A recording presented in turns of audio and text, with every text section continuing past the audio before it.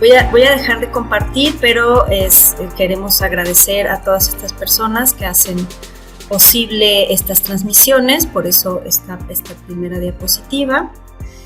Les queremos dar la bienvenida, buenas tardes, a este primer seminario interinstitucional de género para este año, que está organizado por los institutos de biología, de ecología, de investigaciones biomédicas, de fisiología celular y de matemáticas. Quiero agradecer especialmente a Lidiet por aceptar compartir este tiempo con nosotras. Y sin más, le quiero ceder la palabra a Mariana Benítez, que es de la CINIC del Instituto de Ecología, para que nos presente la actividad y a nuestra ponente de hoy. Mariana. Hola, buenas tardes. Gracias, Laura, y pues qué gusto estar aquí. Antes de presentar a Lidiet formalmente, queríamos platicar un poquito la motivación detrás de esta actividad. Y bueno, la motivación principal es que en este Día Internacional de la Mujer y la Niña en la Ciencia, pues vemos muchas actividades, artículos, mucha información. Y en nuestra CINIC, y sé que también en otras, esta información y a veces las narrativas y los enfoques de esta, pues nos hacen preguntarnos cosas, ¿no? Y nos han hecho reflexionar sobre algunas cosas. Y es un poco la motivación a seguir pensando y a hacernos estas preguntas, pues acá más colectivamente. Entonces, les voy a platicar algunas preguntas de las que nos hemos hecho muy brevemente. Y ahorita les cuento más quién es Lidiet. Entonces, bueno, vemos que hay muchos esfuerzos y llamados a motivar a niñas y a jóvenes, pero pues nos preguntamos si es suficiente motivarlas y qué tan importante es en todo caso la motivación respecto a otras situaciones o condiciones que les dificultan seguir una carrera científica si así lo desean. A veces parece que fuera su responsabilidad ser fuertes, no dejarse y mantenerse motivadas. También vemos muchos casos de éxito, ¿no? En estos días. Pero nos preguntamos, pues, ¿qué nos enseñan estos casos de éxito? ¿Qué sabemos de todas las que no están aquí o que no fueron, entre comillas, exitosas, ¿no? En la ciencia? Queremos, en todo caso, tomar estos casos de éxito individuales como un referente de cómo hacer ciencia. Estos casos de éxito reproducen también cosas de la práctica científica que nos incomodan o que no nos gustan.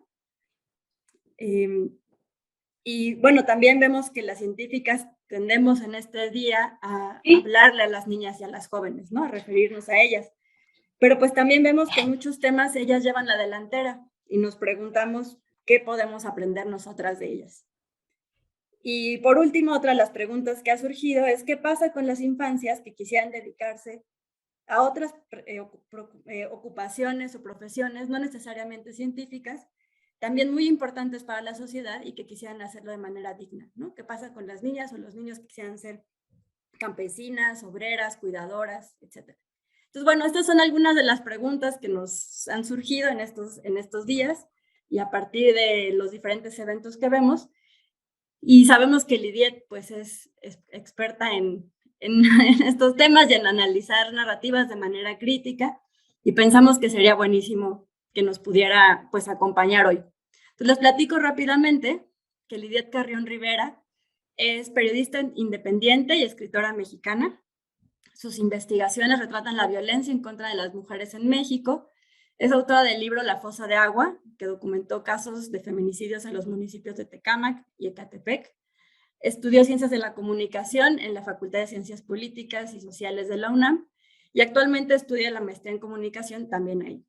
Es colaboradora del medio Pie de Página, en donde tiene una columna regular llamada La Trama Previa. Es egresada de la Escuela de Escritores de la Sociedad General de Escritores de México, la SOGEM, en donde también ha impartido clases de periodismo narrativo. Fue colaboradora en el portal Replicante y ha impartido numerosos talleres de periodismo y género. Recientemente es coautora del Manual Urgente para la cobertura de violencia contra las mujeres y feminicidios en México, desarrollado por la ONU Mujeres, la Comisión Nacional para Prevenir y Erradicar la Violencia contra las Mujeres y el Instituto Nacional de las Mujeres. Es periodista desde hace más de 18 años, ha publicado en diversos medios, portales y realizado investigaciones periodísticas que, entre otras cosas, visibilizan la violencia en contra de las mujeres en diversos contextos de México. En el 2011 comenzó a colaborar semanalmente en el periódico El Universal Gráfico como reportera y donde escribía temas relacionados con violencia de género. Ha recibido muchos reconocimientos y premios, entre otros, el Premio Género y Justicia en 2012 por la Suprema Corte de Justicia de la Nación y el Premio Gabo 2019 por el trabajo colectivo Mujeres en la Vitrina. Yo tengo además el gustísimo de compartir con ella un espacio de cuidado de nuestros hijos, nuestra burbuja, y bueno, también ahí la conozco en ese contexto con mucho gusto. Pues bienvenida, Lidiet, y muchas gracias por estar aquí. Pues muchas gracias por la invitación. Yo me siento un poco fuera de... Pues muchas gracias, Mariana. Sí tenemos el privilegio de cocriar a nuestros pequeñines, lo cual es un privilegio justo, porque la crianza en muchas ocasiones suele ser muy solitaria para las mujeres en México. Entonces ha sido un espacio muy creativo y muy bello, pero bueno. Yo me siento un poco como fuera del agua aquí, porque como pez fuera del agua, porque para mí las ciencias duras son como, wow, ¿no? O sea, todo lo que tenga que ver con matemáticas, física y esas cosas, digo, no, esto es aparte, son semidioses, y yo que vengo de las tranquilas, desahogadas, humanidades y ciencias políticas, donde todos más bien como platicar y leer, pues yo tengo como mucha admiración hacia las ciencias duras, entonces me siento un poco como, ¿yo qué les voy a decir, no? Yo, de seguro ya lo saben todo, entonces... bueno, eso como un poco como para disculpar un poco como estos nervios. Y bueno, pues pensé, pues, ¿qué les puedo decir? Yo creo que si me pongo a darle cifras, pues yo creo que ya todas más o menos las conocen, ¿no? O sea, el porcentaje de científicas en el mundo, el porcentaje de científicas en América Latina, el porcentaje de científicas en México. Podemos hacer un poco el ejercicio, no sé si ustedes como que se lo han cuestionado, se lo han preguntado, si ya lo saben, o si tienen una idea de por qué ocurre esto. No sé, me gustaría saber, o tal vez se hacen la manita así, más o menos hacer la manita o ponga aquí la reacción de manita quienes saben más o menos cómo está el porcentaje de científicas a nivel mundial. ¿Sí o no? O aquí en el chat, para también yo darme una idea. Ahí está Osiris. Ajá. Y Diet, al contrario, te damos las gracias por estar aquí. Las científicas también somos mujeres. Y acabas de decir algo tan bonito que me encantó, de maternidad es tan solitaria, que lo que tú nos quieras compartir, nosotras vamos a estar felices de escucharte.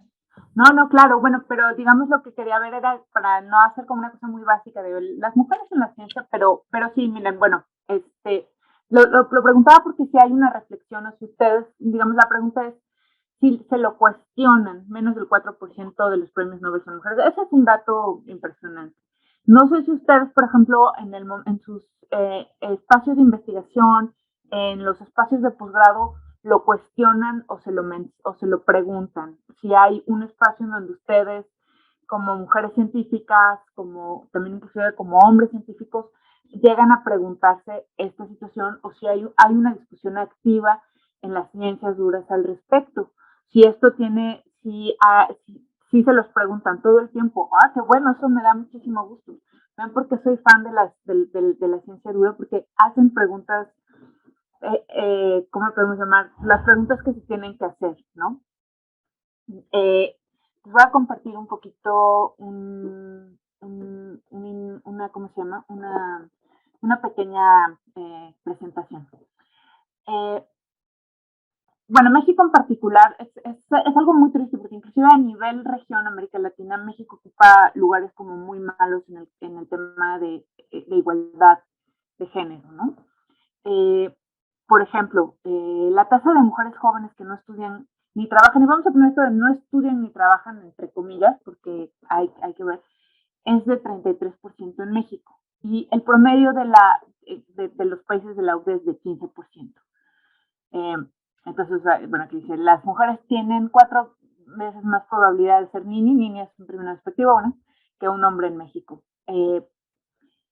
Ahora bien, esto, uno dice, bueno, que no estudian ni trabajan, pues generalmente el 80% de estas jóvenes que pueden ir de los 15 a los 29 años, no es verdad que no estudien ni trabajen. Está comprobado, hay algunos estudios que apuntan a que las mujeres jóvenes que no están estudiando ni trabajando, digamos, a nivel económico, que no reciben digamos, un dinero por las actividades que hacen, generalmente está cuidando a familiares o están haciendo trabajo del hogar. El trabajo del hogar es aproximadamente, o sea, es el tercer pilar del Producto Interno Bruto en términos generales, ¿no? Pero en la economía no se ve. Entonces, ¿qué es lo que pasa aquí? Que las mujeres jóvenes en México, en vez de estar estudiando, en vez de estarse preparando o de elegir trabajar, como decía Mariana, ¿no? De elegir trabajar en lo que ellas quieran, están haciendo trabajos de cuidado, que no es que estén mal, pero no están reconocidos, ni están visibilizados, ni están valorados, ni están pagados en México, ¿no? Otro dato que es importante es que México alcanza en 2021, lo llevaba alcanzando desde hace varios años, el primer lugar en embarazos adolescentes, ¿no? Según, bueno, la información que recogió la UNAM y que presentó en septiembre pasado, bueno, hay tendencias en México que alertan de una disminución de edad correspondiente al momento en que un adolescente inicia su vida sexual. Y de nuevo aquí, por ejemplo, una de las discusiones que se dan en los grupos feministas, por ejemplo, entre las colectivas feministas, es si una adolescente decide ser madre está bien o está mal, ¿no? Si decir, es que si hay un embarazo adolescente, si la adolescente decide llevar a término su embarazo y ser una madre adolescente, no tendría por qué criticarse o por qué criminalizarse o por qué señalarse.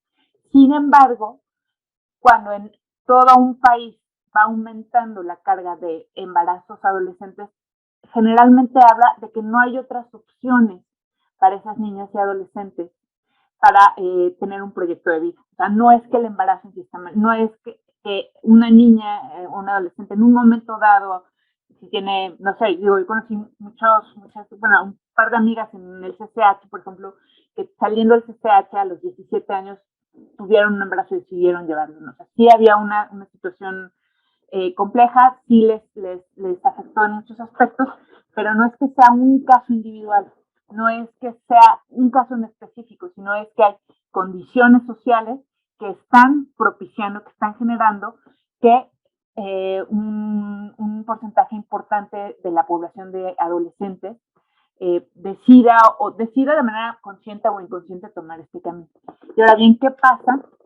Los estudios sociales indican que por lo general las madres adolescentes suelen quedarse en un círculo de pobreza, ¿no?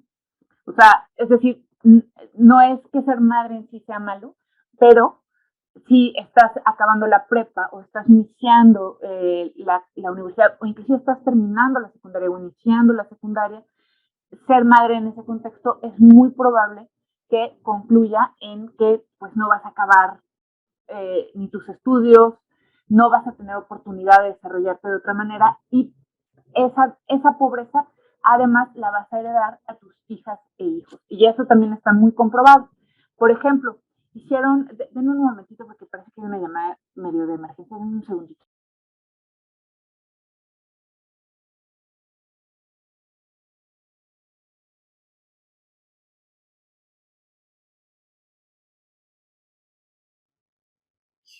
Oigan, mientras tanto, los que están en YouTube, ¿se ve la pantalla de Lidiet en YouTube?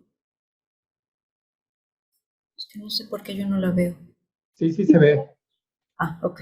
Ah, buenísimo.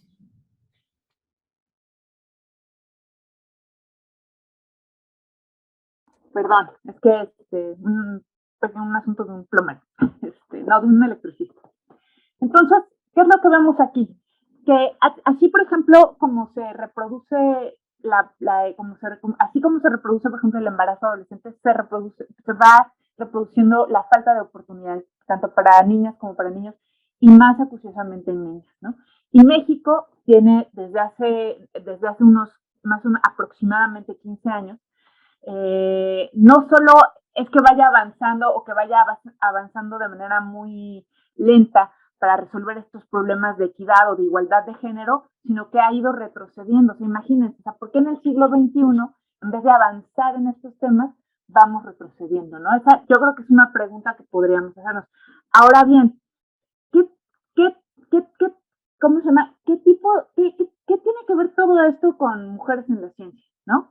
No sé si ustedes se imaginan qué tiene que ver esto. O sea, ¿por qué estoy hablando de embarazo adolescente, de pobreza de las niñas y adolescentes mexicanas, del problema de las ninis, ¿no? O sea, ¿qué tendrá que ver? Porque eso le pasará, ¿a quién le pasa esto? No sé si ven como la conexión o me sigo. Bueno, voy a contar una historia personal. Yo tuve una tía abuela muy querida. Sí, la ven, muy bien. Una tía abuela muy querida que venía de una clase media acomodada de la Ciudad de México, con un apellido alemán inclusive, ¿no? Una mujer muy inteligente, muy avanzada para su época y además en aquel entonces, pues una muchacha muy, muy guapa, dicen quienes la conocieron cuando era joven. Y esta mujer que además era esta joven de clase media acomodada de la Ciudad de México, que además tenía un apellido alemán, y resalto el apellido alemán porque estamos también en un país muy racista en donde si uno es medio blanquito o güerito y además tiene un apellido extranjero, generalmente tiene una discriminación positiva. Este joven en su momento dijo, yo quiero estudiar química. Quiero estudiar para química. Y en su momento, sus papás dijeron, está bien, y entró a la universidad. No sé a qué universidad entró, esa parte no me la han contado. Y los amigos de sus hermanos empezaron a molestar a los hermanos diciéndole, cuñados, tu hermana está bien guapa, y un poco acosando a los hermanos, ¿no? Y los hermanos fueron a quejarse con sus papás y dijeron, saca a mi hermana de la escuela porque no puedo estudiar así. ¿Y qué creen que hicieron los papás? ¿Alguien que quiera decir? ¿Qué creen? ¿La dejaron en la escuela o no la dejaron en la escuela? ¿Qué se imagina? La sacaron. La sacaron, así es, la sacaron. La sacaron y le dijeron, tú tienes que estudiar una carrera, abro comillas, femenina. Entonces mi tía abuela estudió para educadora. Fue una excelente educadora, debo decir. Fue una gran educadora, fue directora de un preescolar, etcétera, ¿no? Yo con esto no estoy soslayando diciendo eso no, o sea, eso no estuvo bien, en el sentido de no es una buena carrera, no, al contrario, las buenas educadoras son muy necesarias, ¿no? Pero pues mi tía abuela lo que quería era hacer química, quería ser científica, pues, ¿no? Quería estudiar química, pero las costumbres de su época se lo impidieron, a pesar de ella provenir de una familia de clase media acomodada, de tener una serie de ventajas que no tenía la inmensa mayoría de las jóvenes de su época, ¿no? Entonces, ¿qué pasa aquí? ¿Quiénes llegan entonces? ¿Quiénes empiezan a llegar a las universidades a querer estudiar, no sé, estas cosas que, insisto, yo admiro mucho, matemáticas, química, ingeniería también? En el tema de la ingeniería, además, hay un estigma muy fuerte. No sé, ahora en mis tiempos decían que las únicas mujeres que estaban en ingeniería, y eso lo decían mis compañeros, o sea, la gente de mi edad, decían, pues es que las únicas mujeres que van a ingeniería es porque están feas, ¿no? O sea, como no te puedes casar porque estás fea, entonces vas a estudiar esa carrera que es de hombre, ¿no? O si vas a estudiar una carrera masculina de este tipo, tienes que despojarte de aquello que socialmente se considera como género. Y, o sea, digo, yo me lo pregunto, ¿qué tanto es que de repente cuando una mujer desea, contra viento y marea, llegar a ciertas... mira, que a mi hermana los maestros en general le decían, bueno, en mis tiempos, mis compañeros decían que estaban feas y que los de ingeniería iban a buscar a psicología o iban a buscar, qué horror, a ciencias de la comunicación, que es un estigma muy feo de mi carrera también, ¿no? O sea, que también encontramos menos del 30% de mujeres, así es, ¿no? Y también hay el tema ese de y en las humanidades hay un incremento, que se consideran carreras femeninas, pero extrañamente, a pesar de que hay una mayor matrícula de estudiantes mujeres, una bastante mayor matrícula, a nivel investigación también los hombres predominan, inclusive en las humanidades, ¿no? Entonces, bueno, además del estigma, de todo este tipo de cosas, de que hay una carga social muy fuerte para qué es lo que debe hacer una mujer para ser aceptada socialmente, ¿no? Ser madre, ser buena esposa, ser guapa, qué carrera estudiar, ser agradable, ser linda, todo eso va sumando puntos. Pero si además le sumamos el tema de una educación básica deficiente a nivel nacional, que es bien real, ¿no? Pues, ¿qué mujeres van a llegar? Si de por sí el número de científicos es bajísimo en México, es de cuánto ustedes lo deben tener, que es una cosa, ahorita no lo traje, pero es así, o sea, el número de científicos, de científicos y científicas en México es bastante bajo. A eso, en ese número tan bajo que hay, el de las mujeres es aún más bajo, ¿no? Si alguien tiene ahorita el número de científicos en México, el porcentaje, porque creo que había 4 científicos por cada no sé cuántos habitantes, que era una cosa bajísima, mucho más baja que en todos los países de la UE. O sea, hay un tema en México de una falta de empuje a las ciencias y a la investigación. Pero, ¿qué consecuencias tiene eso, además de la infelicidad de mujeres como mi tía abuela o de no tener compañeras y además de soportar la violencia, ¿no? De estar en espacios considerados como masculinos? ¿Qué pasa? ¿Qué ocurre con las investigaciones? ¿Qué ocurre con los avances científicos que ocurren no solo digamos, de manera pequeña, sino a nivel mundial? No sé si ustedes consideren que esa falta si se han preguntado, se lo preguntan o lo discuten en sus espacios, ¿qué pasa con la falta de representación de mujeres en la investigación? ¿Creen que eso, sí, por ahí, Patricia?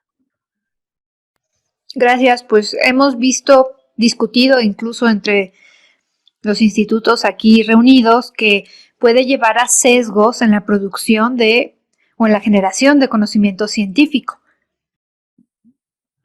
Así es. Eso es una cosa que se ha discutido, que entiendo que se ha discutido últimamente. También veo aquí también es que no veo el nombre, no sé cómo se movieron. Alicia González. Gracias. Pues no solamente los sesgos, o sea, el 50% de la población somos mujeres. Y en ese sentido, pues tenemos la misma capacidad de poder generar conocimiento como cualquier ser humano. En ese sentido, nos estamos perdiendo del 50% de la posible generación de conocimiento y de tecnología. Entonces, pues claro, de ahí la relevancia, que tenemos que tener mayor participación, ¿no? De acuerdo, sí. O sea, ahora sí que 2 cabezas o 100 cabezas o 1000 cabezas piensan mejor que una, ¿no? Es el acceso. Pero esto que mencionaban antes está también más relevante. ¿Qué tanto la ausencia de mujeres representa un sesgo en la investigación? Por ejemplo, una cosa que ha salido últimamente mucho en las discusiones feministas, ¿no? ¿Por qué se sabe tan poco de los síntomas, por ejemplo, de un ataque cardíaco en mujeres? Porque hasta hace pocos años se consideraba que las mujeres no sufrían ataques cardíacos. Porque hay poca información para un padecimiento femenino que, si bien es raro, es lo suficientemente relevante, digamos, a nivel poblacional, como la endometriosis, porque no hay datos, ¿no? Porque no hay datos suficientes, porque los ginecólogos, y uso aquí la palabra ginecólogos, porque si se fijan hasta hace pocos años, la especialidad de ginecólogo era masculina, digamos en términos mayoritarios. No hay digamos, es poco la investigación y la detección de la endometriosis, ¿no? Sí, acá ponen, también eso impacta en que las estructuras y formas de la práctica científica tienen un fuerte sesgo de género que se evalúa cómo nos comunicamos, etcétera. Osiris, por favor, alzaste la mano, ¿verdad? ¿No? Creo que no, bueno, es que aquí había una manita alzada. Avísenme, díganme si, porque de repente no los alcanzo a ver. Aquí puse dos científicas, les repito, yo no soy científica, soy comunicóloga, lo cual es como muy chistoso porque siempre he pensado que la carrera de comunicación no es una carrera, es como un conglomerado de cosas, que aprendes de cosas divertidas que nos gustan y hacemos como que estamos haciendo algo muy importante. Y yo siento que en la ciencia tienes que tener una metodología mucho más, en la ciencia dura, ¿no? Más, bueno, estas dos científicas, yo soy fan from hell de ellas, ¿no? Una, ¿quién me puede decir quién es la de la derecha? Lynn Margulis. ¿Por qué ¿qué opinan? ¿Será más importante ella, digamos, más relevante a nivel investigación que su esposo o no?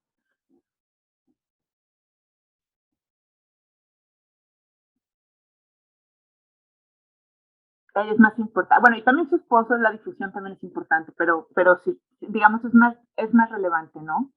Y aquí no es cosa de ponerlos a competir, porque además entiendo que fue una pareja muy, vaya, que muy productiva y muy positiva, pero es extraño que sepamos más de Carl Sagan, probablemente también porque era divulgador y la verdad es que también la divulgación es importante, pero sabemos poco de o sea, hasta donde sé, ella revolucionó la idea de la ecología, ¿no? Díganme si me estoy equivocando. O sea, le dio un giro copernicano, hasta donde yo lo entiendo digamos, desde mi mirada humanística o de ciencias sociales. ¿Es verdad o no? Sí, le dio un giro copernicano porque además metió un tema que yo estoy casi segura que tiene que ver con género. Así estoy casi segura.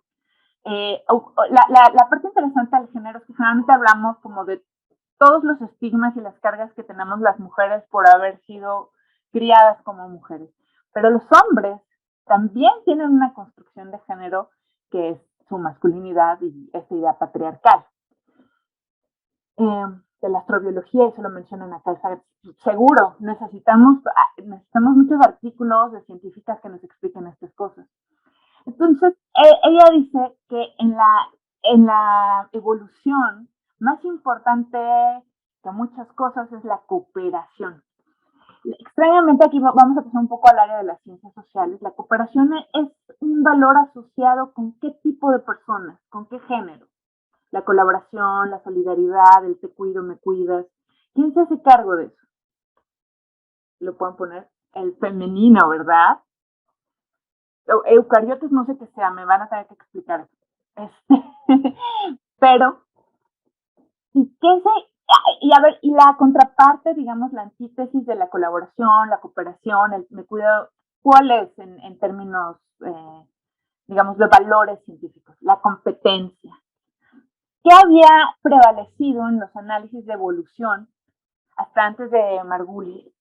Y que además entiendo que le costó muchísimo trabajo ser escuchada en una voz, en un salón lleno de hombres, que era lo que decían que, digamos, echaban a andar la evolución.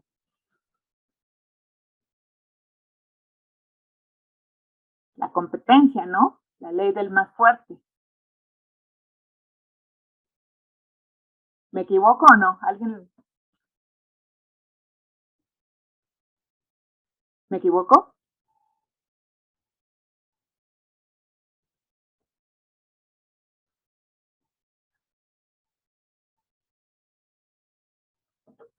De la simbiosis y de la colaboración ella habló de la importancia de la simbiosis y de la colaboración a nivel molecular y así. Y antes de eso se hablaba más digamos, de la evolución en términos de ir, ¿cómo le podremos llamar? Comiéndose, devorándose y haciendo todo, o sea, como en este tema de la competencia. Va por ahí. Ven como hay un sesgo ahí también, inclusive en una ciencia que es como completamente dura, en donde se supone que todos son objetivos y no tienen nada. ahí está ahí metido, digamos, el sesgo cognitivo. Voy a poner otro ejemplo. En el tema de, por ejemplo, ¿cómo se llama? Del estudio de los lobos. A partir del estudio de los lobos se habla del macho alfa que domina la manada y que es así el macho alfa lomo plateado, etc. ¿No? Los últimos estudios en etología hablan, bueno, si hay un macho dominante, o sea, sí, no lo vamos a negar, pero que la ecología de colaboración dentro de las manadas de lobos es como, claro, sí, ahorita hablamos del capitalismo, es que capitalismo y patriarcado no están tan lejos. De hecho, aquí les voy a poner hay varios libritos que han escrito justo mujeres que se tuvieron que enfrentar a no hay nada sobre género, no hay nada sobre la historia de las mujeres, y empezaron a encontrar que sí hay una vinculación entre patriarcado y capitalismo. Efectivamente, digo, en general, ¿no? Y entonces esta visión digamos, de cómo son las interacciones o la etología dentro de las manadas de lobos, tampoco fueron recogidas inmediatamente porque prevalecía el mito, por ejemplo, del gran macho alfa, ¿no? El gran macho alfa. Entonces ahí se va viendo todos los sesgos que podemos tener a partir del género, de que nosotros tenemos una construcción del género y tenemos ahí una idea del deber ser. No es que haya un cerebro femenino, no es que a las mujeres nos interese más cuidar y seamos más dulces y lindas, sino que socialmente nos recompensan más cuando las mujeres somos cooperativas y lindas y solidarias y nos dedicamos al cuidado, y a los hombres se les recompensa socialmente más cuando son competitivos, cuando son emocionalmente distantes, todo este rollo, por ejemplo, de la objetividad distante, ¿no? Que en mi carrera, por ejemplo, en periodismo era muy común. Decían, tú no puedes sentir nada cuando estás cubriendo una guerra y ves muertos. No, pues claro que sientes, ¿no? Pero es un discurso que está ahí en el género, que está en esta construcción de género y que nos impide ver muchas cosas. Simbiosis, una orgía de cooperación donde las células se comprometían unas con otras tan cercanamente que incluso unas quedaron dentro de las otras. ¡Wow! No, me tienen que explicar porque yo lo sé nada más.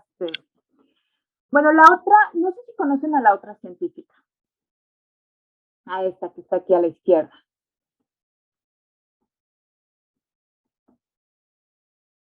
¿No?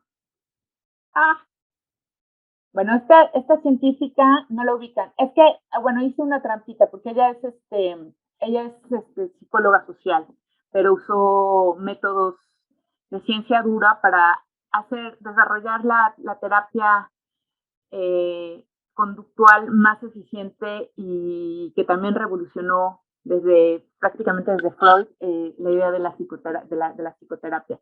Su nombre es Marsha Linehan. Bueno, es una historia muy bella y muy conmovedora. Ella fue una joven que cuando estaba en el bachillerato, en lo que sería el high school, tuvo una crisis psicótica, un break psicótico muy fuerte y muy duro, ¿no? Estuvo como 2 años encerrada con una cosa ahí terrible. Sale y decide estudiar, se avienta. En su momento, no sé si sea distinto ahora, tenías que estudiar la carrera, pero no salías como con una especialidad, y entonces después se metió a psicología social y desarrolló a partir de su propia experiencia, pero con mediciones en laboratorio, una terapia que tuviera, así lo dice ella, evidencia científica de que funcionaba. E inclusive ella narra que cuando era joven le encantaba Freud, que amaba Freud, pero que conforme fue avanzando en sus estudios dijo, por más que me guste Freud, tengo que reconocer que pues es un poco una leyenda y que a partir digamos, del psicoanálisis freudiano no hay evidencia de que pacientes con determinadas disturbances, no sé por qué me viene la palabra en inglés, puedan mejorar. Entonces ella dijo, yo me voy a enfocar a aquellos pacientes que tienen un alto nivel de riesgo de suicidio. y se puso a tratar a pacientes que fueron como ella cuando tenía 19 años, y desarrolló una caja de herramientas muy práctica, medida en laboratorio, para disminuir el riesgo de suicidio en pacientes con el más alto riesgo, pacientes diagnosticados con trastorno limítrofe de personalidad, todo este tipo de cosas, ¿no?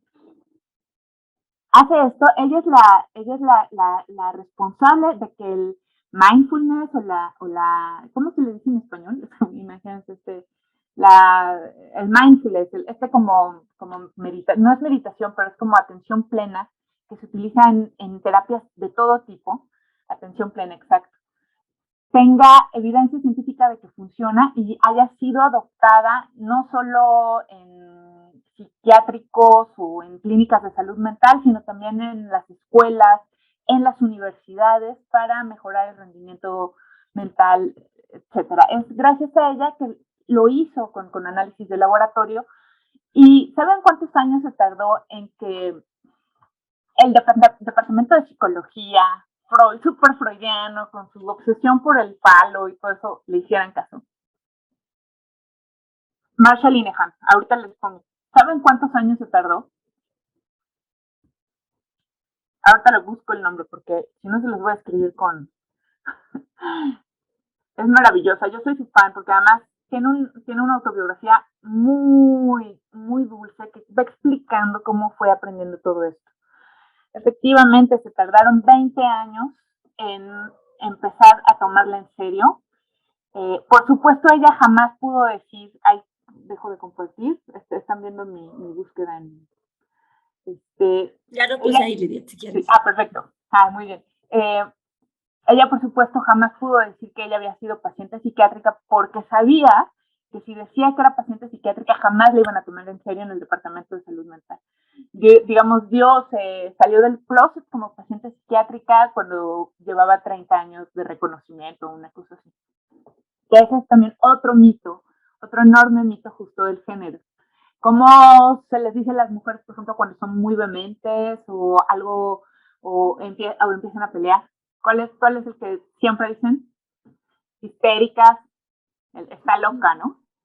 Locas. Bueno, el locas es así como de manual para descalificar los alegatos de una mujer, ¿no? Porque además generalmente, que ese es otro tema del género, como nos cuesta mucho trabajo hacernos oír, sí, muchas veces, entre comillas, enloquecemos o gritamos. Y esa desesperación nuestra es utilizada para decir, está loca. Ay, ¿por qué te pones así? ¿No? Conflictivas en sus días, menopáusicas, sí, no, tremendo. Entonces, bueno, pues, ¿qué es lo que pasa con todo esto? Imagínense, ¿qué hubiera pasado, por ejemplo, si las aportaciones de Marsha Linehan hubieran sido tomadas en serio muchísimos años antes, ¿no? En términos, ¿cuánta gente podría haberse salvado del suicidio, por ejemplo, ¿no? ¿Qué tipo de investigaciones se podrían haber desarrollado antes, después de todo el esfuerzo con, por ejemplo, las investigaciones de Margulis?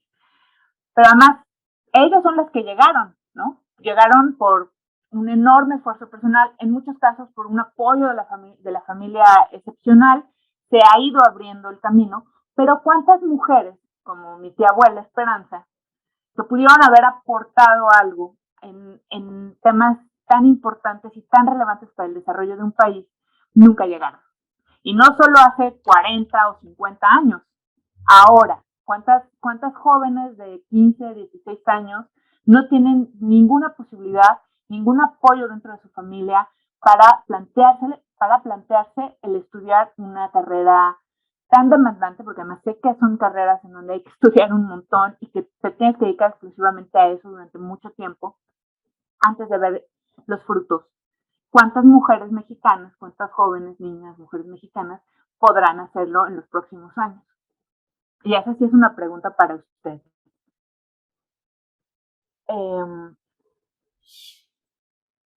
Lidia, por ahí nos piden en YouTube si puedes leer como un poco más puntualmente las preguntas que vayas respondiendo, porque luego no están entendiendo de qué va. Ok, sí, claro que sí. Gracias. Perdón. Sí. Bueno, menos del 30% de investigadores científicos aquí, ¿no? En el mundo son mujeres, de acuerdo con otros de la UNESCO, GIF que puse aquí son 33. Acá, lo retomé de esta fuente de la UNESCO, que de acuerdo con el color como más fuertecito, morado más fuertecito, es donde hay más representación o hay un mayor porcentaje de mujeres en la ciencia, excepto en los grises no hay datos, ¿no? Entonces, bueno, llama la atención, porque no tiene solo que ver con el tema del desarrollo, sino también con cómo se estudia, cómo se desglosa, ¿no? Cómo se desglosa la presencia de las mujeres en la ciencia. Pero nos habla de que ni siquiera como que se toma totalmente en serio, inclusive por países que nosotros llamamos de primer mundo o países ya desarrollados, ¿no? Hay un dato que me encontré que me sorprendió y aquí sí me gustaría saber ustedes qué opinan, qué piensan, que dentro de América Latina hay un mayor porcentaje de investigadoras mujeres que en el resto del mundo, o sea, que en América Latina por alguna razón hay más mujeres, no sé qué tan cierto sea eso, excepto en México parece, pero en las empresas el porcentaje de mujeres investigadoras está entre 18 y 28%. Y me pasaron muy amablemente algunos datos sobre los institutos de la UNAM. Entonces aquí está en el Instituto de Biología, mujeres en posgrado hay 47, hombres 60 en este momento. A pesar de que biología de alguna manera es también una carrera en la que se inscriben muchas mujeres, por lo menos a nivel licenciatura, llama mi atención. Investigadoras son, aquí algo me falló. Investigadoras eran 25 e investigadores 53, también del Instituto de Biología. Es decir, aumenta más la brecha entre hombres y mujeres. Y una sorpresa muy agradable que encontramos es que en el Instituto de Ecología está como al revés y hay muchísimas investigadoras, hay más investigadoras. Me pregunto, y eso me gustaría saber si ustedes ven algún indicio que también tiene que ver con que la ecología apela también al cuidado y al equilibrio, que de alguna manera, insisto, son valores asociados desde el mundo humano con el género femenino. No sé, yo lo dejaría como pregunta. Y bueno, pues esa es básicamente como, digamos, la entrada a esta discusión o esta plática, más que discusión, y bueno, me gustaría más bien escucharlos a ustedes. Y gracias. Muchas gracias, Lidiet. Bueno, pues lo que habíamos platicado con Lidiet para ahorita seguir el diálogo y la discusión era ir tomando 3 preguntas o comentarios de aquí, de las personas que estamos conectadas en Zoom, después 3 de las que están siguiendo en YouTube y después 3 de las que están siguiendo en otros canales, que ya no me acuerdo cuáles son, Facebook. No, 3 del que levanten la manita, 3 en el chat y 3 en YouTube. 3 que levanten la manita, 3 en el chat y 3 en YouTube. Gracias, Lau. Y entonces, bueno, pues las invitamos a que tratemos de ser breves para que podamos escucharnos todas, pero pues adelante. ¿Quién quiere? Empezamos con 3 manitas que quieran así hablar directamente. Y luego ya hay 3 comentarios en el chat para que pueda también comentar Lidiet.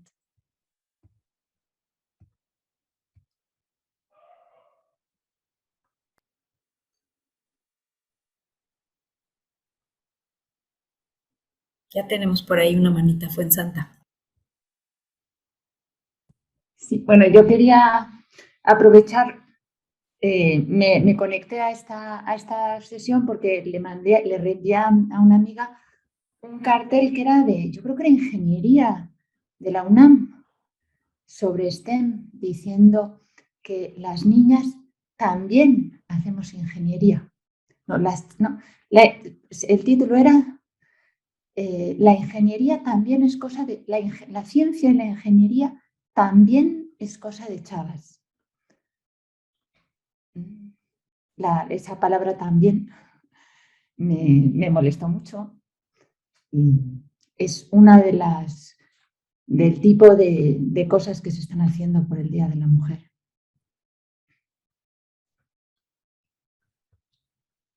Gracias, Fuensanta.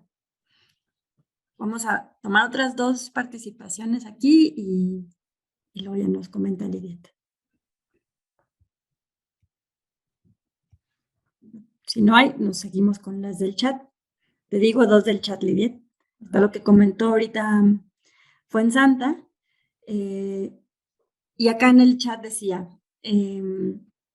una vez que iniciamos nuestras carreras, cómo retener, apoyar a las mujeres en la ciencia.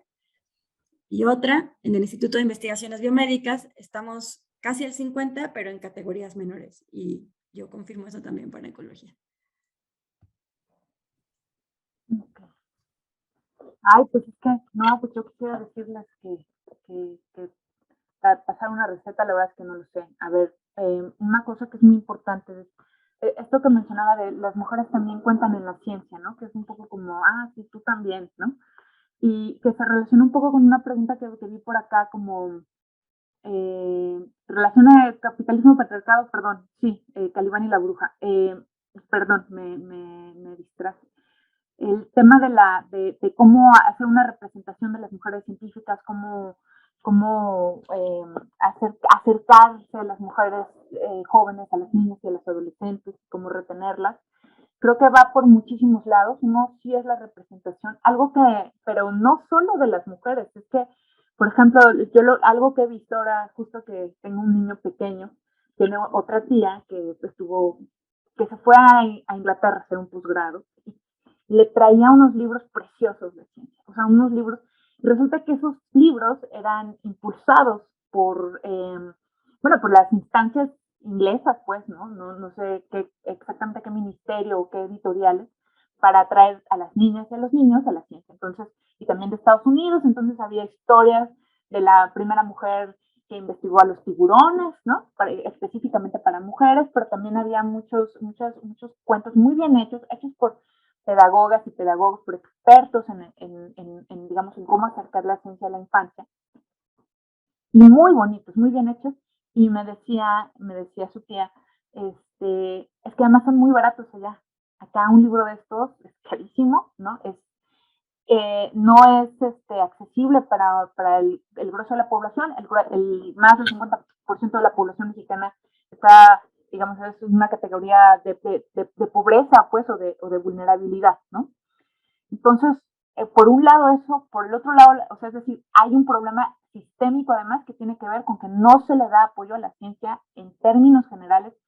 Y cuando digo no se le da apoyo es sistémico, pues no se enseña pensamiento crítico, no se en las escuelas, no se le apuesta económicamente a los museos de ciencia, no, o sea, no hay un acercamiento, no digamos ya a las niñas, sino a la infancia, ¿no? Eso por un lado.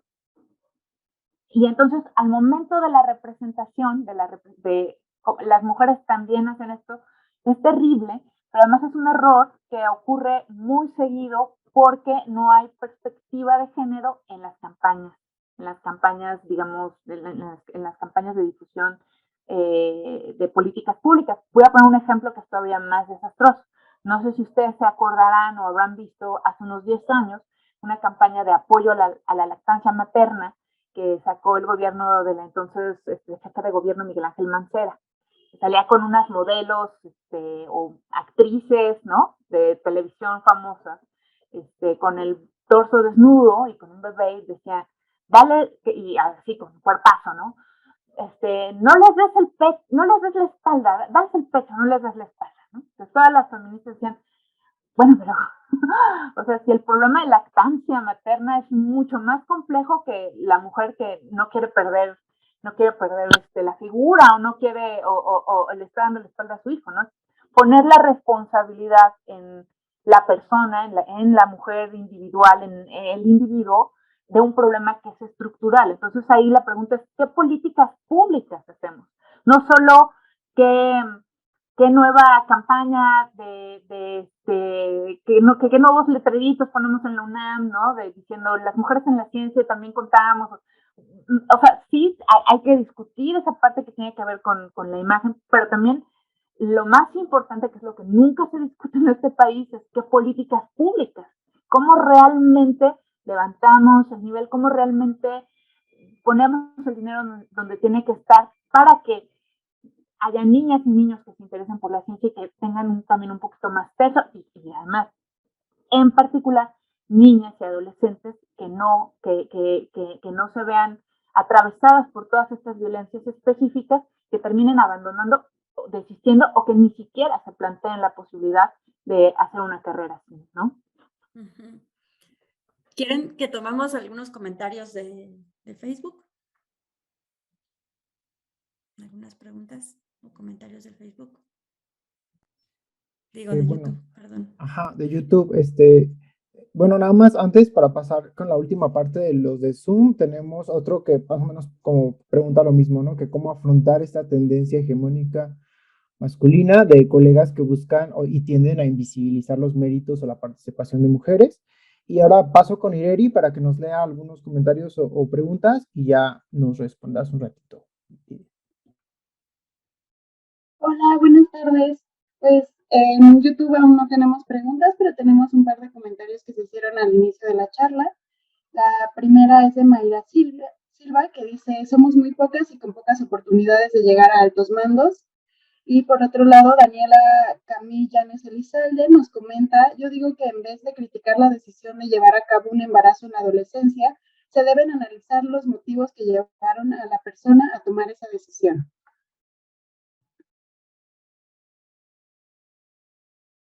Pues de acuerdo totalmente, pero de nuevo no es solo la persona, es una estructura. Contra la persona nunca nada, contra el individuo nunca nada, es una cuestión estructural. Decían acá, ¿cómo afrontar esta tendencia hegemónica? Híjole, ya quisiera yo saber, pero algo que veo que ha funcionado, donde se instala, es son los espacios de discusión entre mujeres. O sea, organizaciones, no sé, por ejemplo, si haya un espacio, una red de científicas mexicanas donde se puedan discutir estas cosas. Es muy chistoso y muy padre ver lo que se puede hacer con un poquito de conectividad, de crear redes donde se puedan discutir y se puedan, ¿cómo se llama?, implementar iniciativas y propuestas y proyectos, ¿no? Hacer comunidad, justo, la colaboración famosa de sirve mucho para impulsar cambios y políticas. O sea, es muy fácil ignorar a una mujer sola en situaciones además donde hay toda esta desigualdad, pero es más complicado ignorar a una red, ¿no? Entonces, creo que ese es el principal consejo que podría dar, es como ahora sí que la organización, la discusión, el conocerse, el ir buscando maneras distintas también de relacionarse, porque pues todas y todos crecemos en una sociedad que tiende a esto, ¿no? Tiende a compartimentarnos, tiende a hacer competencias entre nosotros que no necesariamente son el camino adecuado y requiere, o sea, lleva un trecho, hay una chamba por hacer para transformar esas cosas, ¿no? No es de la noche a la mañana, pero los espacios de discusión y en común con pares siempre son como la opción y la forma, ¿no? El camino.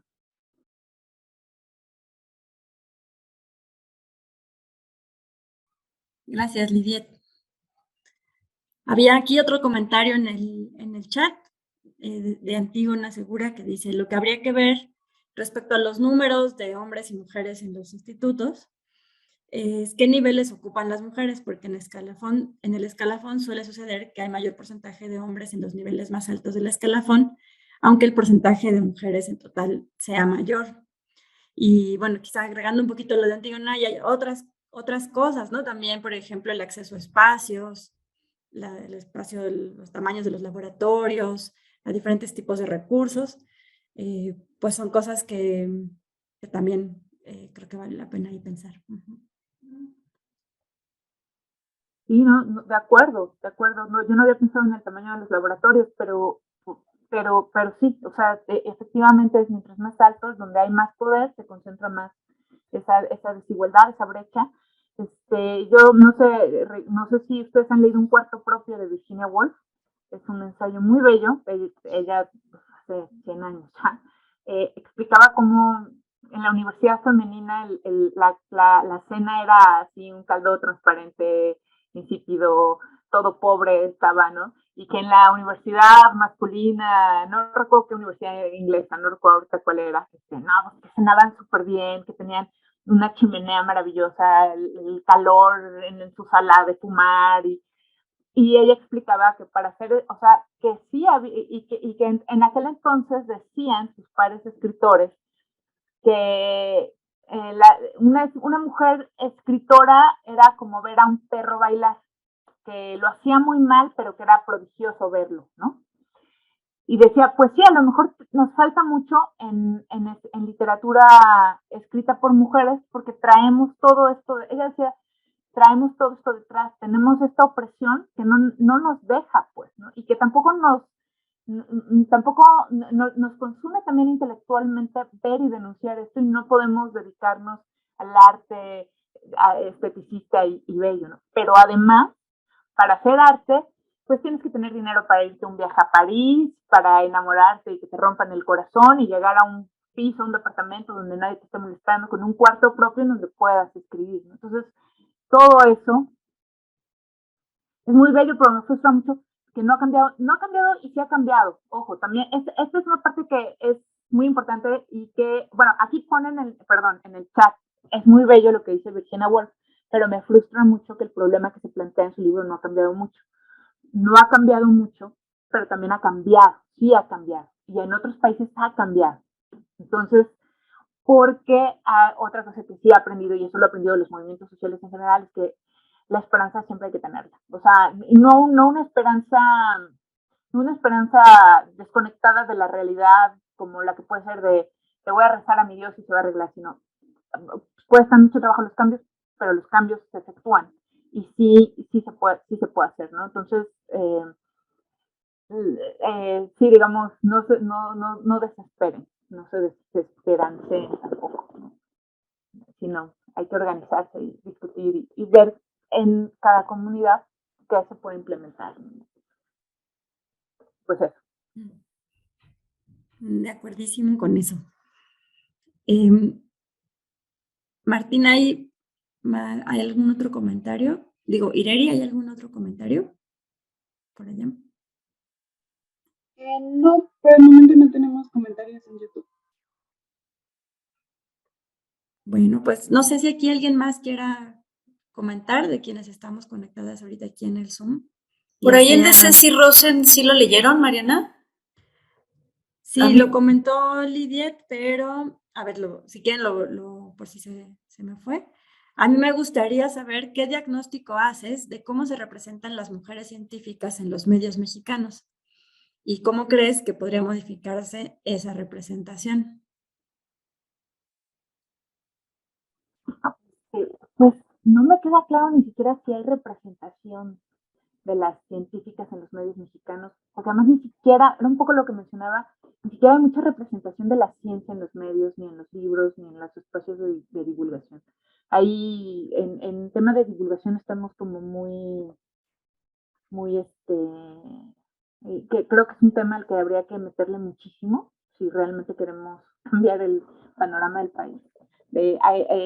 Siempre pienso en estos datos que no terminan de revertirse y que supongo que con la pandemia es más grave aún. El 70% de los niños y niñas a nivel secundaria son lo que se llama analfabetas funcionales, es decir, tienen poca comprensión lectora. No es que no sepan leer, pero no comprenden a cabalidad lo que leen.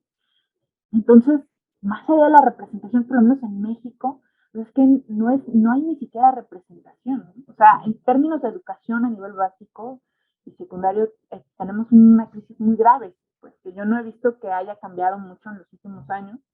Puedo poner aquí un poco la historia, ¿no? De cómo el CENTE fue primero cooptado por todos estos charros y de repente hubo ahí un desmantelamiento de la educación básica que apenas se medio remonta, pero no del todo. O sea, hay un tema ahí, y además de políticas editoriales.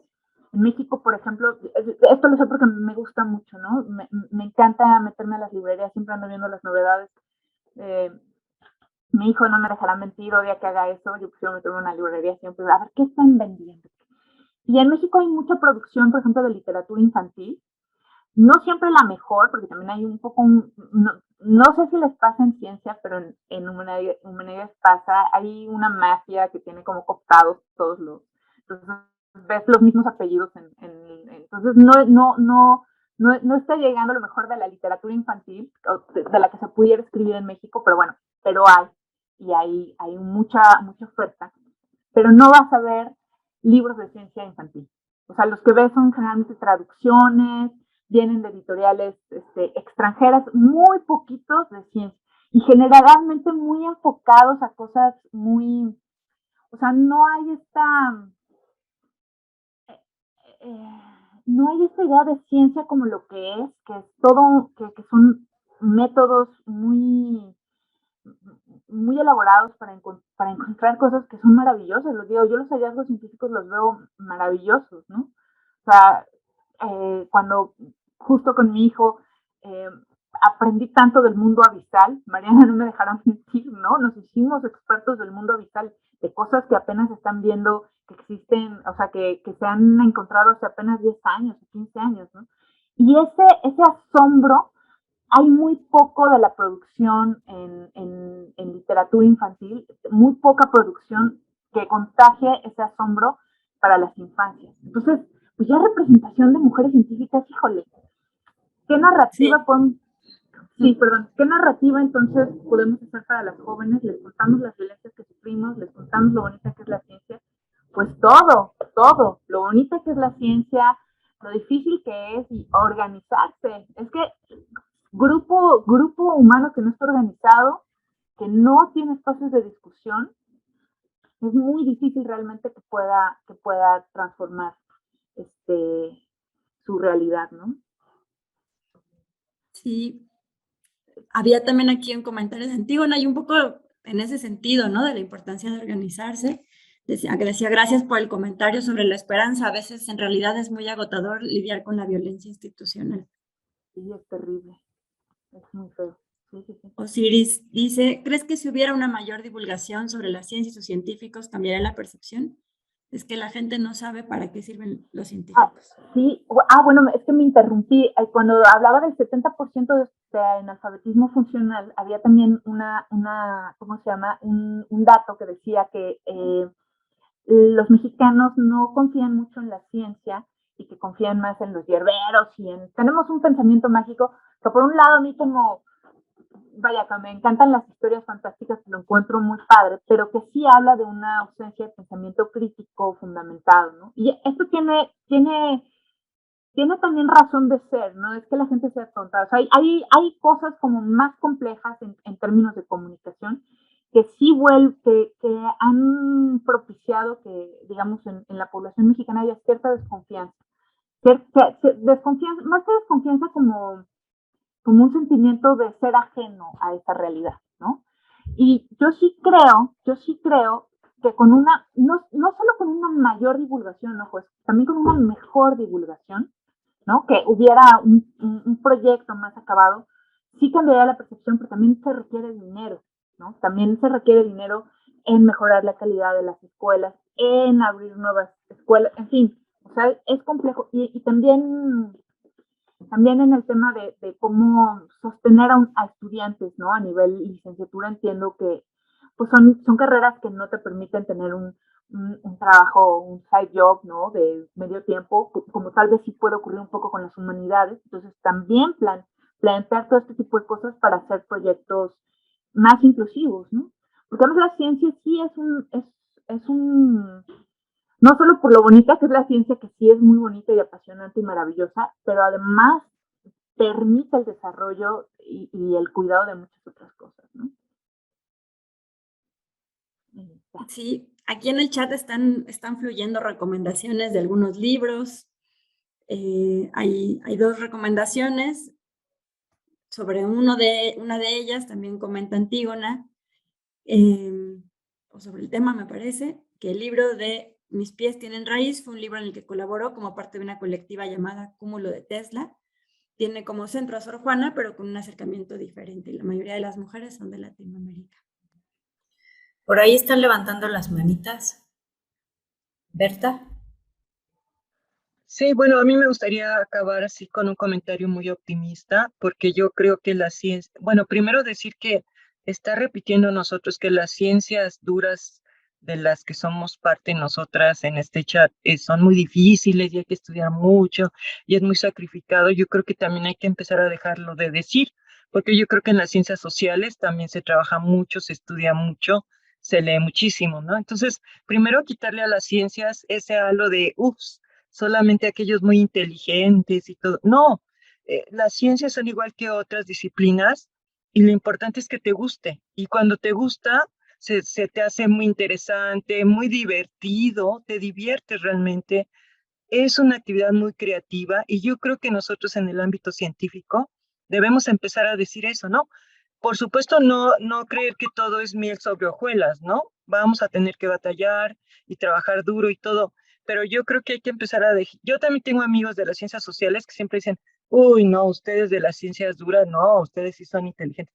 No, no es eso. Hay que quitar ese halo que le pone trabas a la gente, tanto mujeres como hombres, para acercarse a la ciencia y contar lo divertido. Lo estamos ahorita viendo, ¿no?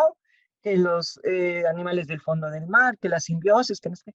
Es muy divertido. Y yo, bueno, yo soy una persona ya mayor. A lo largo de mi carrera me he dado cuenta que somos unas personas muy creativas. La creatividad del pensamiento, de que se te ocurran cosas, es lo que hace que uno avance en el campo de la ciencia y que te diviertas. Bueno, a mí así me da esa impresión, ¿no? Y entonces yo creo que ese es mi mensaje, ¿no? Quiero que sea esperanzador, que les digamos a los niños y a las niñas, sobre todo a las niñas, que se pueden divertir mucho, que van a ser muy creativas, que va a costar trabajo igual que muchas otras actividades de la vida. Yo creo que así. Y además también el mensaje de esperanza de que sí, hay que organizarnos. Y a mí me parece que hemos progresado. Esto que está pasando en la UNAM, de lo que esta charla, esta conferencia forma parte, es parte de ese cambio, ¿no? Pensemos, y yo como les digo, pues ya tengo una trayectoria de hace años en la UNAM, casi 40 años, y cuando habíamos tenido este tipo de organizaciones de hombres y mujeres que están queriendo trabajar por la igualdad. Eso es muy novedoso en la UNAM, que dicho aparte se está muy retrasada en esta área.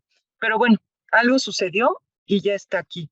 Y ahora tenemos la oportunidad de organizarnos precisamente para tratar de alcanzar niveles de igualdad entre los sexos, ¿no? Entonces, pues yo lo que quiero es terminar con ese comentario optimista y sí que invitemos a las niñas y a los niños a este mundo de descubrimiento y de diversión y obviamente de trabajo, pero pues así es la vida, hay que trabajarle, ¿no? Bueno, eso era lo que yo quería decir y gracias por tu charla. Gracias. No, gracias, doctora. Sí, quizás no me expresé bien. No, no es que sea más difícil. Por ejemplo, tengo amigos que me dicen, no sé por qué estudias eso, yo no podría leer tanto. No es que sea más difícil, pero sí es real que es más absorbente en términos de horas. O no sé si más absorbente, pero digamos que por la misma dinámica de las ciencias sociales, por ejemplo, yo me aventé toda la carrera trabajando. No sé, trabajaba los fines de semana o trabajaba por las tardes. Y entiendo, por ejemplo, que compañeros, amigos que estaban estudiando medicina no podían darse, llamémosle, este lujo, ¿no? Entonces, sí tienes que ser estudiante de tiempo completo.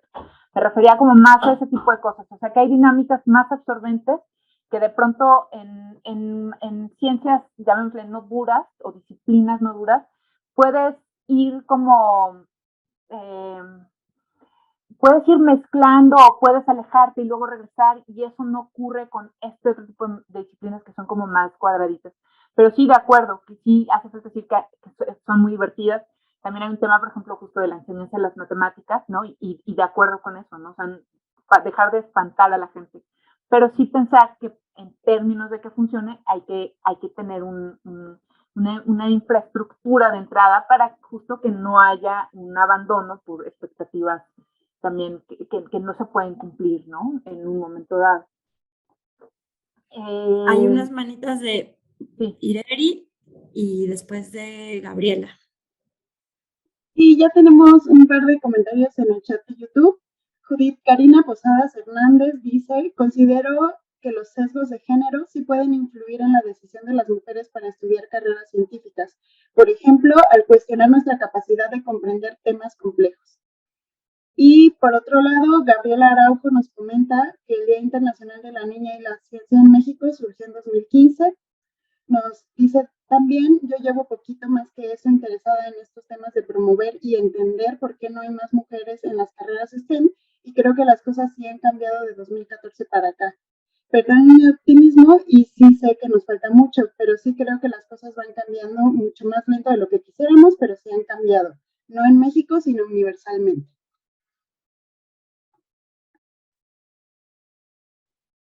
Sí, no, de acuerdo, pues es eso, la organización, cómo involucrar, por acá hacían una pregunta, cómo hacer que los hombres también se involucren, pues un poco también cuando lo que yo he visto en otros ámbitos es que cuando las mujeres se empiezan a organizar, de alguna manera, ya sea por solidaridad o por buena onda o porque se sienten obligados, tienen que cambiar también sus dinámicas, ¿no? Eso también han mostrado un aspecto muy interesante justo las estudiantes universitarias en los años pasados, hicieron varios tendederos, hicieron cosas muy interesantes, en este caso para denunciar el acoso, pero, digamos, obligó de alguna manera a sus pares a involucrarse en el tema y también plantearse una forma distinta de relacionarse, ¿no? Gracias, Lidia. Gabriel Araujo, no sé si todavía quiera comentar. Esa persona que les escribió en el YouTube soy yo.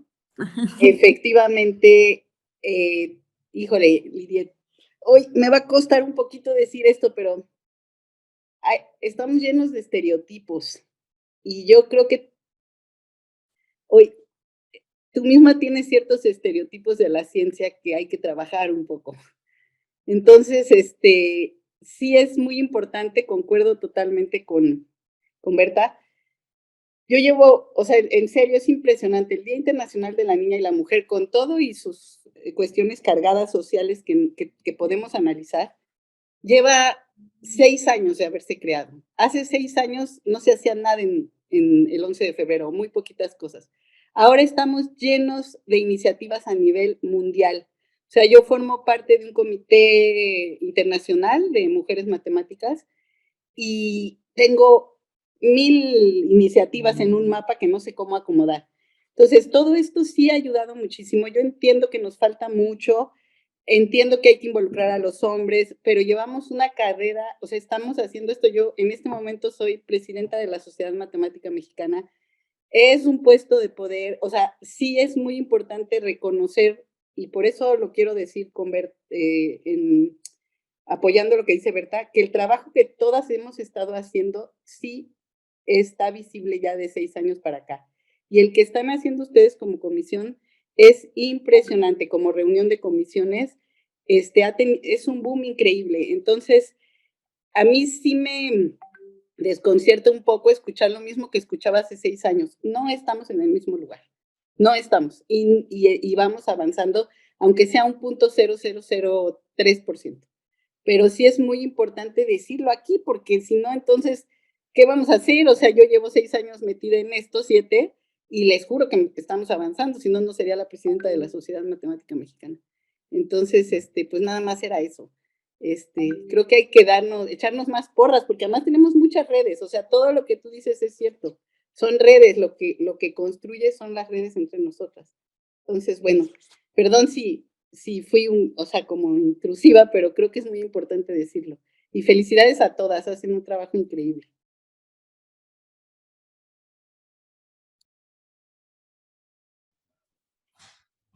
Bueno, no entendí muy bien.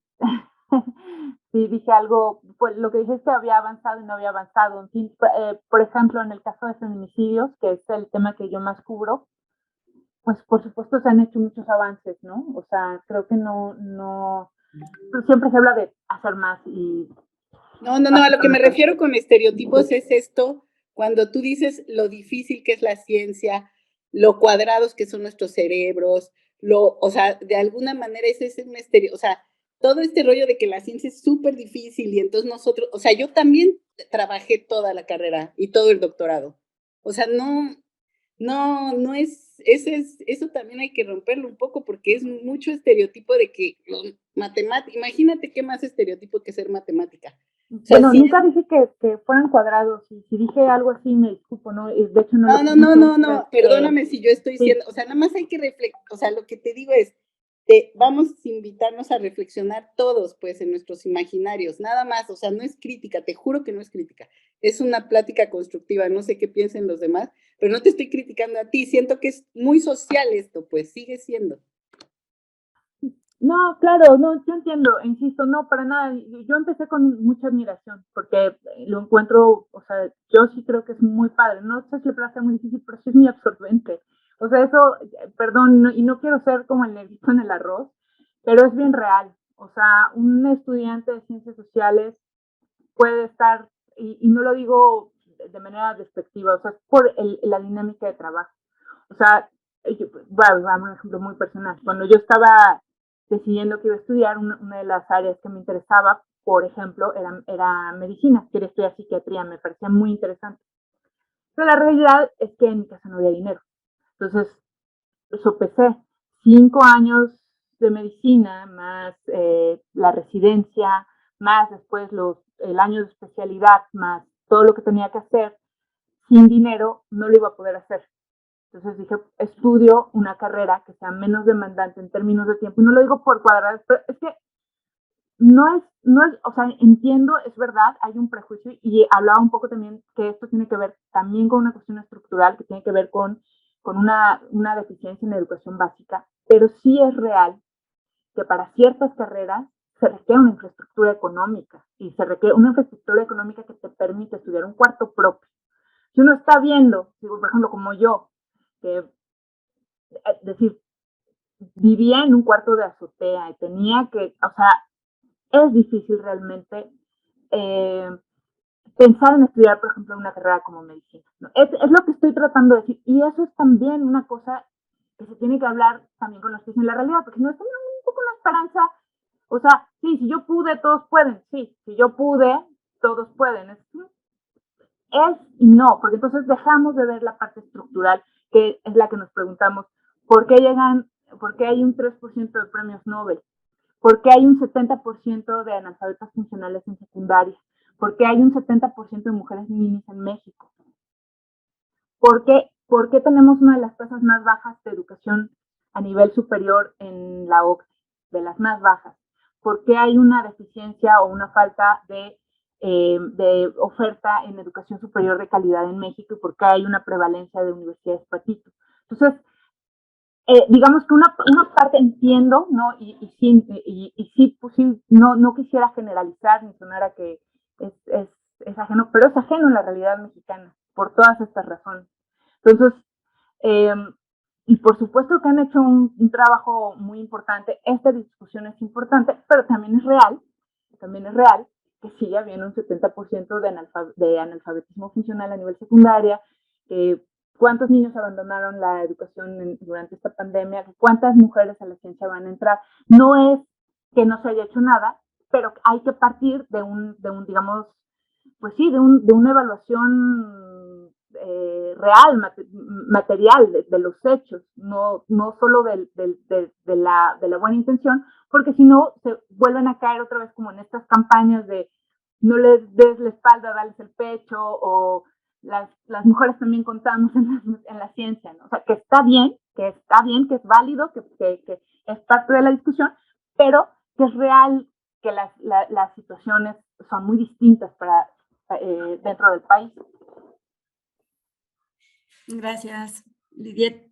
Aquí, bueno, Gabriela comentó aquí en el chat, ahí estoy súper de acuerdo.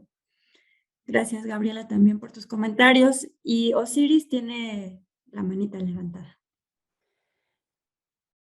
Hola, Lidiet, otra vez. Muchísimas gracias. Yo solamente quisiera hacer un comentario. Acabo de ver una película de cómo influye la sociedad, que es lo que estás tratando de decirnos y que tratamos de ver, ¿no?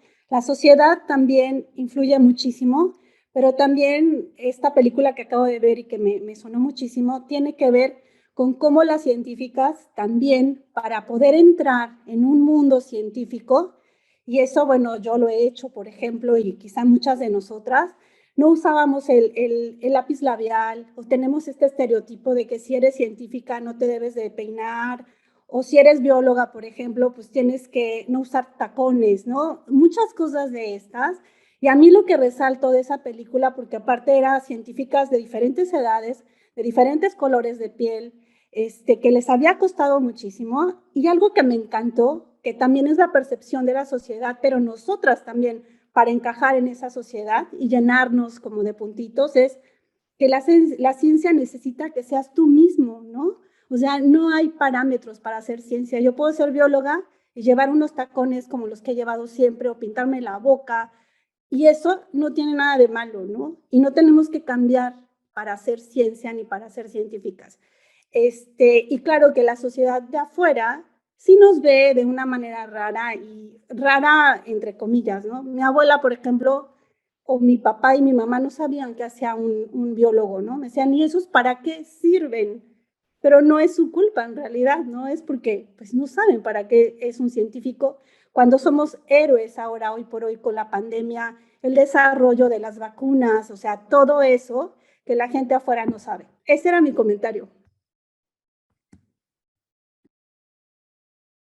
No, pues muchas gracias. El tema de los estereotipos está presente también en las demás carreras, también por ejemplo en el tema de política, de mujeres políticas, también se les exige un comportamiento muy específico que puede ser, no puedes usar esos tacones, no puedes usar, eso es bien real y bueno, ahí creo que ahí ha habido movimientos muy interesantes de cómo eso, ¿no? De ir como liberando también la propia expresión, y pero sí es un tema y se presenta en prácticamente en todos los espacios, ¿no? Que hay un código de vestimenta para lo que tienes que hacer, o un discurso también de acuerdo con digamos, con tu lugar en la sociedad, ¿no? Pues muchas gracias. Bueno, pues por acá en el chat decía Gabriela, sí, entiendo la parte social y la interseccional, gracias Lidiet, sí entiendo tu análisis, solo entre científicas era importante decir para mí que hemos avanzado un poquitito al menos.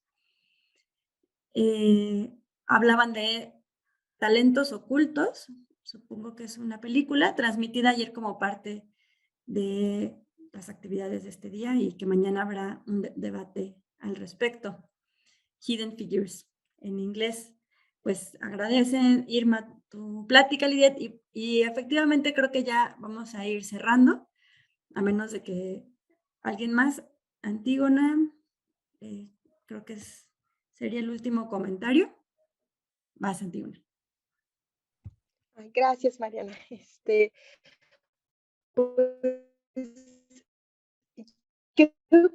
Creo que ya que estamos en esta reflexión, me parece que ya estamos consolidadas y que estamos dentro de estos espacios, digamos que pues la hicimos, ¿no? Que estamos muy conscientes de cómo estamos creando espacios libres de violencias también o sea, porque nosotros tendríamos que ser como congruentes con este discurso, ¿no? Y me parecía que pues la intervención de Lidia había sido muy relevante cuando preguntó, ¿ustedes entienden por qué es importante el contexto, ¿no? del país? Porque yo soy una estudiante que vive en el Estado de México, no puedo dejarla ir después de las 6 de la tarde, ¿no? Porque su vida peligra, o sea, básicamente es eso, ¿no? Entonces, ¿cómo considero yo esas condiciones que viven las mujeres mexicanas, que yo no vivo, por cierto, ¿no? Porque muchas de nosotras no vivimos, por eso nos podemos preocupar si usar tacones o no, cuando la problemática de las estudiantes más jóvenes a veces es, pues si voy a, o sea, si no voy a sufrir feminicidio, ¿no? Porque finalmente estamos en un país con una violencia hacia las mujeres que muchas de nosotras ya tenemos el privilegio de no vivir porque estamos en una burbuja, nos movemos en carro, etcétera, ¿no? Entonces creo que también habríamos que discutir este tipo de cosas como investigadoras, cómo hacemos para empezar a crear estos núcleos de espacios libres de violencias y en donde todas las personas se puedan sentir seguras, las mujeres, también la diversidad sexual, ¿no? La diferencia entre una persona que es de la diversidad sexual y cómo se le trata, ¿no? Cuando nunca se le pregunta por su pareja, por ejemplo, ¿no? O la gente hetera que habla siempre como muy tranquilamente de sus parejas, etcétera, y siempre y entonces te pasas por ellas y te saltan, ¿no? Y la palabra lesbiana que en física sigue siendo usada como un insulto, por ejemplo, ¿no? Entonces, ¿cómo hacemos para que al menos nosotras podamos crear estos ambientes, ¿no? Y digamos, si no empezamos por ahí, pues, o sea, me parece un poco congruente, ¿no? Discutir hacia afuera y decir, sí, vengan a hacer ciencia cuando nosotras no podemos construir cosas así. Digo, no estoy aseverando que no podamos, pero tenemos que pensar cómo, porque no es trivial. Entonces, bueno, pues solo eso, gracias. No, pues muchas gracias, Antígona. Efectivamente, me acuerdo mucho, por ejemplo, en una de las investigaciones que hice en Ecatepec, de dos jovencitas de 19 años que tenían un puesto de venta, no recuerdo que estaban vendiendo ahí, cerca de las vías. Y yo fui a hacer un reportaje sobre el tema de después de los feminicidios como seriales que se dieron ahí. Y una de las chavitas me decía, chavita lo dije de cariño, pues, pero no, jovencita me decía, pues sí, yo todos los días cuando regreso del transporte público voy con muchísimo miedo, mi papá me espera en la esquina porque sabe que no puedo caminar media cuadra sin que haya riesgo de que me ocurra algo, y me decía, pero voy a la universidad, y tenía mucho orgullo porque iba a la universidad, no estaba estudiando una carrera no sé, o sea, estaba estudiando, no recuerdo si, o sea, una carrera como más técnica, más administración, una cosa menos demandante, porque insisto, su realidad era otra, ¿no? Era vender un puesto de dulces, viajar muchas horas para ir a la universidad, o sea, había un contexto muy complejo que sí, que de repente uno dice, bueno, ¿para qué hablamos de las mujeres en las ciencias si nos están matando, no? Bueno, se tiene que hablar de las dos, ¿no? Pero sí, no podemos perder de vista el país tan complejo, tan difícil, y el momento histórico tan duro que nos ha tocado como país. Y pues sí, no podría estar más de acuerdo contigo. Aún así, también para disminuir estos terribles niveles de violencia, por eso siempre hablo de la educación fáctica, ¿no? O sea, yo lo que me encuentro con estas investigaciones son niños sin esperanza, sin futuro, sin proyecto de vida, porque de verdad la sociedad lo único que les dejó es ser o ninis, o sicarios, o asesinos, o secuestradores, o matarse el lomo 12 horas para trabajar. Entonces, hablemos de educación, hablemos de abrir los espacios, pero no solo en un asunto de sino vamos a crear las condiciones para que más niñas, niños, adolescentes puedan cumplir este tipo de sueños, ¿no? Sí, bueno, creo que en ese sentido va sobre todo mi esfuerzo y mi discurso, pues, ¿no? Porque no es solo empoderar en el discurso o dar una charla motivacional, sino, hablemos de los hechos, ¿no? ¿Quién puede estudiar una carrera de 10 años en este país? ¿Quiénes? ¿Y cómo lo vamos a hacer para que los demás puedan? Porque a mí sí me importa que esa chavita no tenga que viajar 2 horas para ir a la universidad, para estudiar una carrera que tampoco la va a sacar de la pobreza ni de la marginación, ¿no? Que pueda cumplir que pueda también soñar otros objetivos de vida, otros proyectos de vida. Que si puede decir, sí me gustan las matemáticas, para empezar porque se las enseñaron bien en la primaria, ¿no? Pues hablemos de eso también. ¿Cómo se enseñan las matemáticas? ¿Quién va a querer, no? Estudiar matemáticas si tu maestro fue uno de estos seres con látigos, ¿no? O sea, entonces hablemos de eso, entonces hablemos de condiciones realmente, y ahí es donde tendría que estar el compromiso científico, ahí sí, utilizar toda esta ciencia, toda esta metodología para proyectar otro país. Y bueno, ese es, digamos, ya mi sueño máximo, ¿no? Pero pues sí hay que platicar. Y pues ya, creo que ya es un poco tarde, creo que tengo que ir por mí, ya no sé si mi pareja puede. Acá me informan que están bajo cuidado. Ah, perfecto. Pues sí, entonces ya cerramos. Muchísimas gracias, Lidiet, y muchísimas gracias a todas y a todos por sus participaciones, sus comentarios. Yo personalmente, si hay niñas y jóvenes escuchándonos, pues sobre todo quiero agradecerles porque en los últimos años siento que son ustedes las que nos han movido y que nos han inspirado en muchos aspectos, las estudiantes, las jóvenes, las niñas, y pues yo les agradezco mucho y pues es organizarnos, ya y a seguir para adelante. Lau, no sé si quieras. Agradecer también a Lidiet, a todas y todos los asistentes, les asistentes. Y bueno, pues eso, a seguirlas invitando a cambiar nuestros discursos como hoy yo creo que hemos podido hacer también, ¿no? A cuestionarnos, a preguntarnos, a pensar qué es lo que estamos diciendo y desde dónde lo decimos. Creo que esa es la invitación final de este seminario y gracias a Lidiet por ayudarnos a hacerlo. Gracias a ustedes y también cambiaré mi discurso, no diré que es difícil o demandante, diré se requieren más horas de estudio que tener una infraestructura. Sí, gracias. Cuídense todas, todos. Chao. Chao. Gracias.